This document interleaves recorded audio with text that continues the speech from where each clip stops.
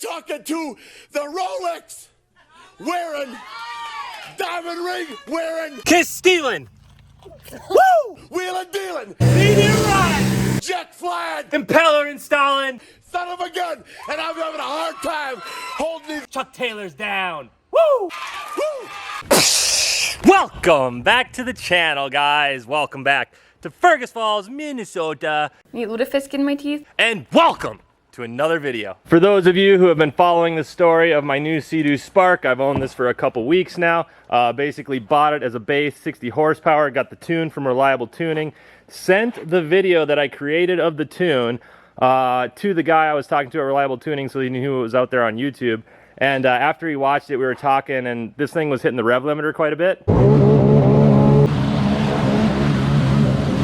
And I didn't know this, but he goes, it's probably your wear ring is why it's hitting the rev limiter like that.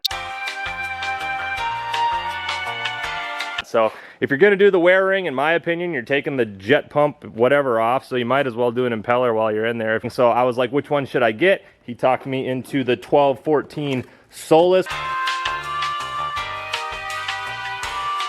We've got a couple extra goodies with it. We've got the little, I think it's called like an impeller wrench. Instructions, little boot for the top. Of course, the Solas 1214 coming out of its sheath. There it is, the old SK 1214. And then I also got the stainless wear ring with the Reliable Tuning Ultimate Seal. The one and only, nothing is getting through this sucker. Now the wear ring is of course Solas. There are other seals that you can get. Martin, who I've been talking to at Reliable Tuning, highly recommended their Ultimate Seal for the stainless steel wear ring, not necessarily if you were doing an OEM, you know, plastic wear ring, but with the stainless steel one, it's the one to have, I guess. So I'm just taking his word for it.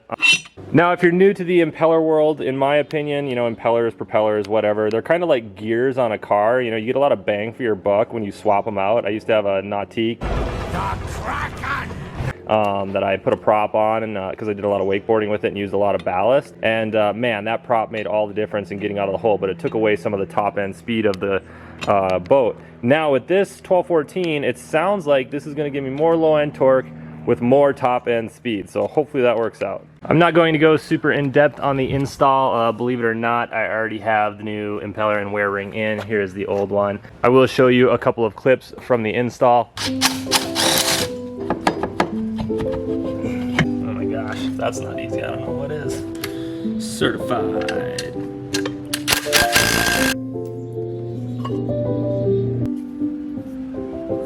Out with the old, in with the new.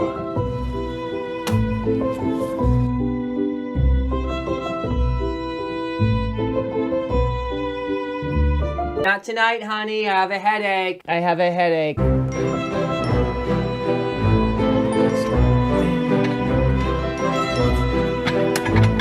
Basically, there is already a video on YouTube showing exactly what to do when you're installing an impeller. I don't think it needs improvement, so I'll just link that in the description for you.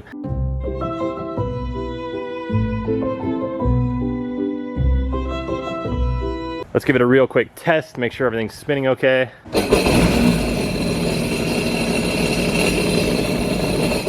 That sounds good, so let's get it out on the water and see what it can do. We got a wife in training here. Just learning how to back up. Keep coming. Brake. She did it. How's it going? I'll let her get warmed up a little bit here, and then I think the right thing to do would just be to go 0 to as fast as we can. Top speed before was 50, so ideally we could do at least, you know, 51. But I'm guessing that low end torque is going to be pretty big, so hang tight. All right, let's throw her into sport. And here we go. First run with the new prop. Looking for top speed and acceleration out of the hole.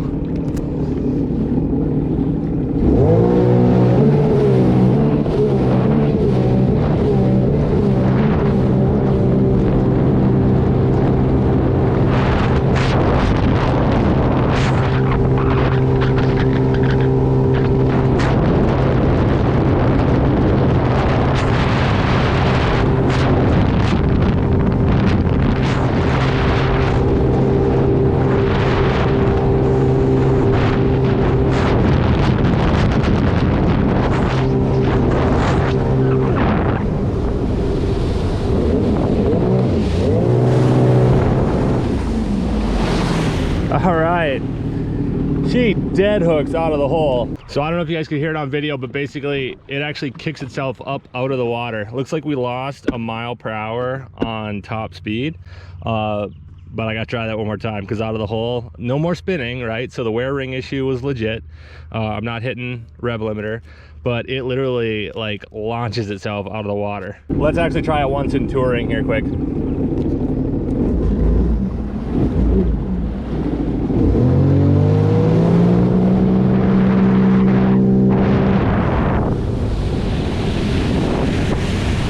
Good news. Touring is still super tame coming out of the water. So, you know, if you got like a young kid driving or whatever, just throw it in touring. But sport is a different story. Let's see if she hops out of the water again in sport here.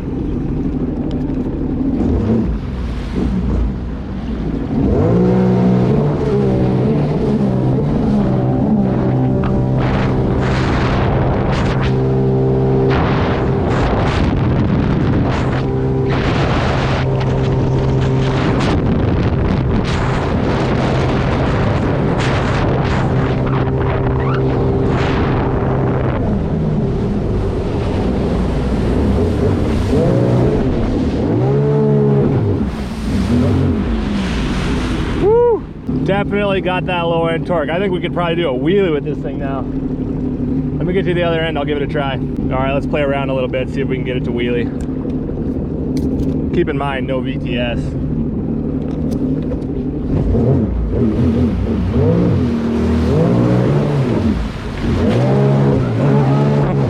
Oh my goodness. I wasn't ready for that. She'll wheelie. I don't know if you can sustain it without VTS, but let me try that again.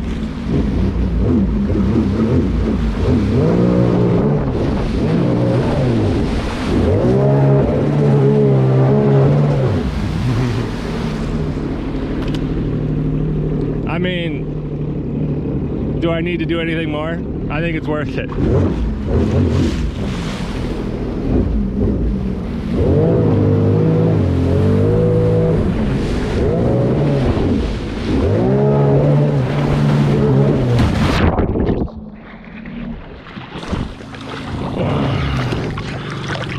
I don't got a floaty on my GoPro today either, so you guys are lucky I can bite hard.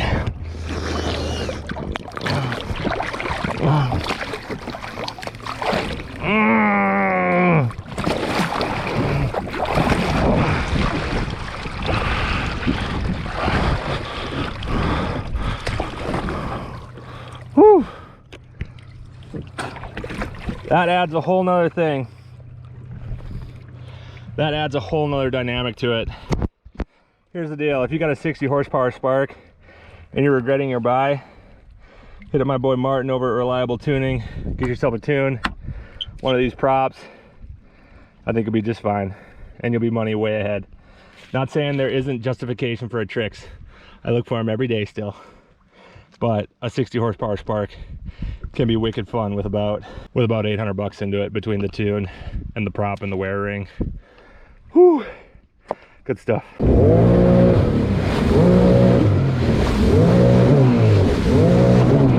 All right, here she is. Miss unimpressed with the Spark when we first got it. I wasn't unimpressed. I just thought it could be faster. All right, well, see what you think of this new tuned and propped Spark. Activate it. Again. All right. Now, let her rip.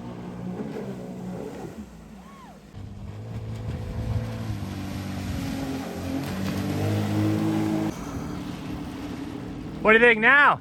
Very impressed. That's right. Scares you a little. That's what you need. Hit it one more time. When that thing's in sport, you can't keep it on the water.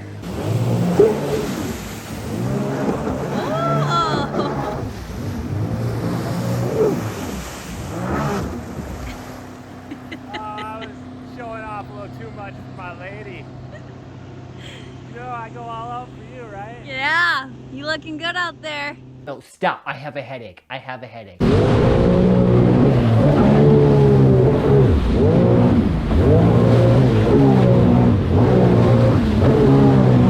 the next day. Oh, please let me tear this leg up.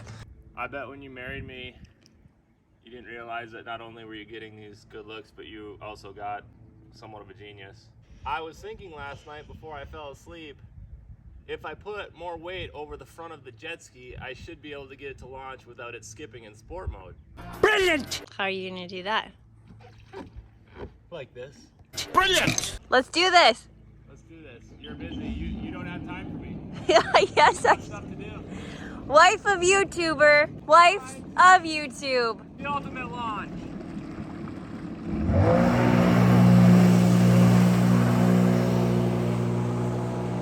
I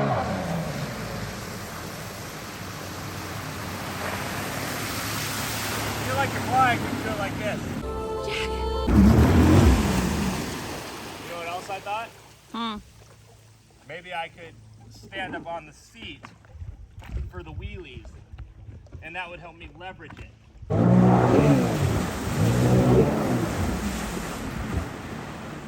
That actually just seems like a good way to get hurt.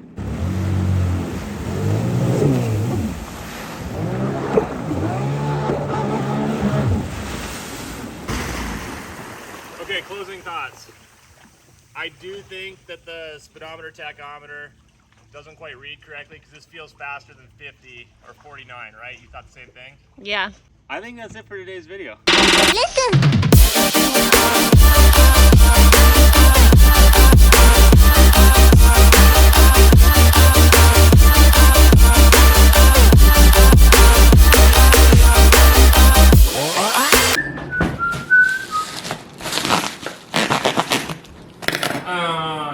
Stab myself. Smoke show. Ready to go. Push it. Sally. No.